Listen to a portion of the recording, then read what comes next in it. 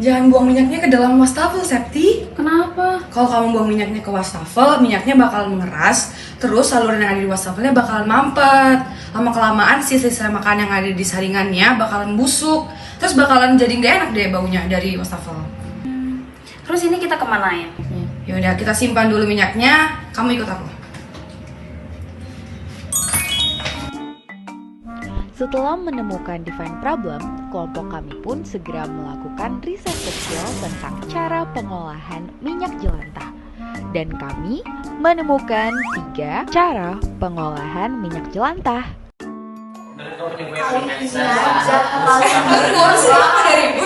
Ini loh dia nih berdua Ini nih. yang paling spesial. Iya, tapi punya gue tuh. Enggak, punya lu paling enggak. Jadi kita itu pengen ngolah minyak jelantah tujuan kita. Tapi mereka tuh aneh banget karena mereka pengen bikin lilin sama pengen bikin sabun dari minyak jelantah. Tapi bagus ya Itu sih buat iya, lilin. iya kan sabun juga bermanfaatnya loh. Oh, Masa buat emak-emak gitu loh kayak bisa itu Cuk. dipakai. Tapi menurut Pusing gue, ya? kalau kita mau mengolah minyak, kita perlu banyak ngalamin.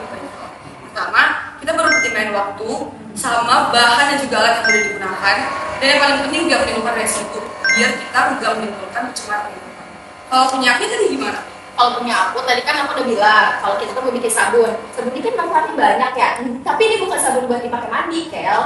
Dan vanil dan jijo ini tuh buat cuci piring. Ada contohnya buat cuci piring, cuci baju bisa dan itu bersih banget. Cuma emang bahannya agak repot sih. Tapi kita masih bisa minta tolong. Dan dari jurnal yang gue baca, kalau sabun cuci piring itu butuh arang buat nyari minyaknya. Dan arangnya itu diprosesnya lama banget nih. Kayak lo harus ngejemur arangnya, terus harus direndam pakai NaCl dan lain sebagainya. Itu takes time sih menurut gue.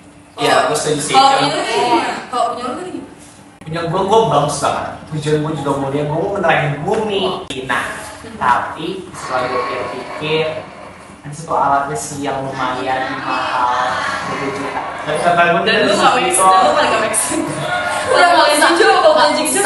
Nah, gue tuh mau bikin pupuk cair dari minyak jelantah. Itu tuh prosesnya gampang banget dan cuma butuh waktu 1 bulan aja. Jadi kita cukup sih, guys. Dan alat-alatnya juga ada banyak disediain di pasar kayak molase, EF4, sama Bekatus. Tapi bisa berhasil nggak? Kasih dong kita Itu, butuh. iya, bener dulu. Coba, sabar dulu. Coba Cari dulu. Nah, Kita cari dulu. bohongan lagi. Nah, ada kan? Ada residunya nggak? Lu jangan jelasin ada residunya. Iya. Jadi minyak jelantah kalau misalkan kita buat jadi pupuk itu nggak ada residunya karena semuanya itu jadi kayak jadi bisa jadi pupuknya. Kayak menimbulkan residu sama sekali. Tel, kita ngomong tadi kita habis masak nih. Aku sama teman. Ternyata minyak jelantahnya itu banyak sisa, itu kita nggak tahu mau ngapain. Nah, aku setelah dengar dari Jojo, ternyata kita bisa buat Udah yang paling make sense. Bikin pupuk. Beda, oke. Mak, itu juga gimana kalau kita coba nah, Setuju. kita lihat hasilnya ya. Dalam proses planning, kami menemukan ada 2 jurnal yang memiliki cara berbeda dalam membuat pupuk. Perbedaan di 2 jurnal tersebut terletak pada penggunaan bekatul dan juga penggunaan kulit pisang. Sehingga kami memutuskan untuk membuat 2 percobaan agar dapat menghemat waktu. Sebelum tahap perencanaan, kami juga sudah membuat visualisasi untuk mengimajinasikan proses yang akan kami lalui. Hari ini kami akan membuat sebuah percobaan yaitu mengolah minyak jelantah menjadi sebuah produk yaitu pupuk cair. Oleh karena itu bahan-bahan yang kita butuhkan adalah bahan yang dibutuhkan di sini kita butuh minyak jelantah, lalu kita butuh bekatul, setelah itu kita butuh kulit pisang yang sudah dihaluskan atau di blender, lalu kita butuh molase dan yang terakhir kita butuh M4. Nah, di sini juga kita membutuhkan alat bantu Yaitu alat-alatnya adalah wadah sebagai tempat untuk mencampur, ada gayung, ada selang, juga ada gelas ukur berukuran 250 ml, lalu ada alat bantu untuk melubangi, ada gunting, ada pipet berukuran 10 ml, lalu ada 4 botol aqua berukuran 1,5 liter. Dalam proses prototyping, kami menggunakan minyak jelantah sebanyak 1 liter. Selanjutnya, kami mencampurkan bekatul dengan ukuran 100 gram. Bekatul berfungsi sebagai sumber makanan bagi mikroba karena mengandung nutrisi seperti vitamin B dan karbohidrat yang membantu mempercepat proses fermentasi. Kami juga mencampurkan EM4 sebanyak 10 mili. EM4 berfungsi untuk memperbanyak mikroorganisme pengurai agar proses perubahan minyak menjadi pupuk cair berjalan lebih cepat. Setelah itu, kami menambahkan molase sebanyak 30 mili yang berperan sebagai energi awal untuk mengaktifkan mikroba yang membuat mikroba kuat, aktif, dan cepat menguraikan minyak jelantah menjadi pupuk cair yang bermanfaat bagi tanaman. Setelah diaduk, tuangkan bahan-bahan ke dalam botol yang berisi 500 ml air. Fungsi air adalah sebagai pelarut, pengaktif mikroba, dan pengatur kelembapan agar fermentasi berjalan dengan optimal.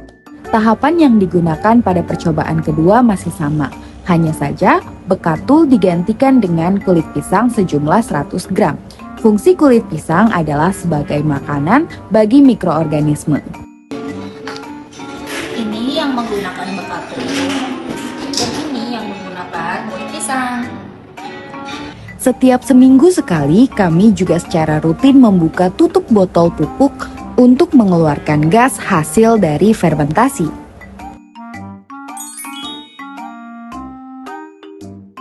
Perubahan warna pada minyak jelantah disebabkan karena reaksi kimia, terutama pada proses saponifikasi atau penyabunan dan oksidasi yang terjadi antara bahan-bahan yang telah digunakan.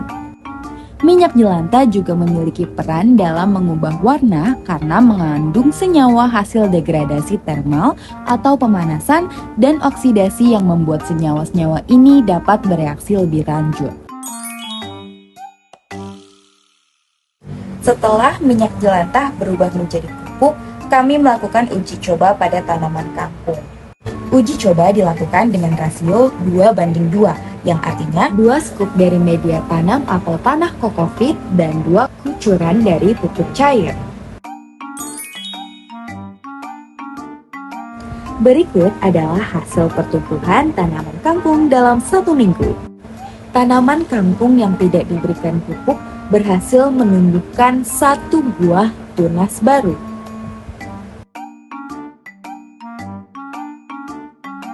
Tanaman kangkung yang diberikan pupuk bekatul menumbuhkan 3 tunas baru.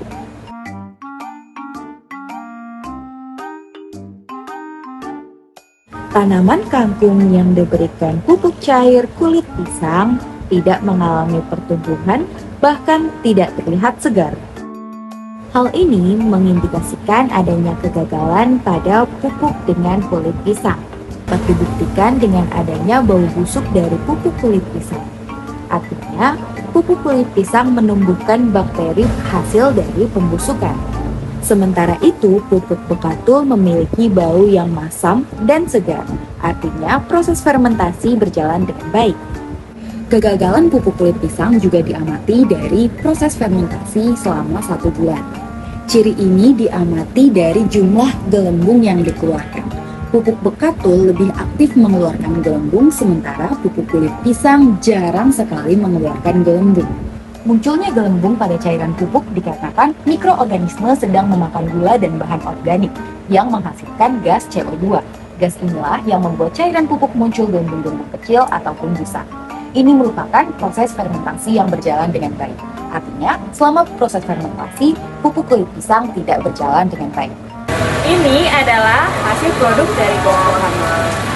Jadi, mari mengurangi dampak climate change dari hal-hal sederhana, seperti mengolah limbah minyak.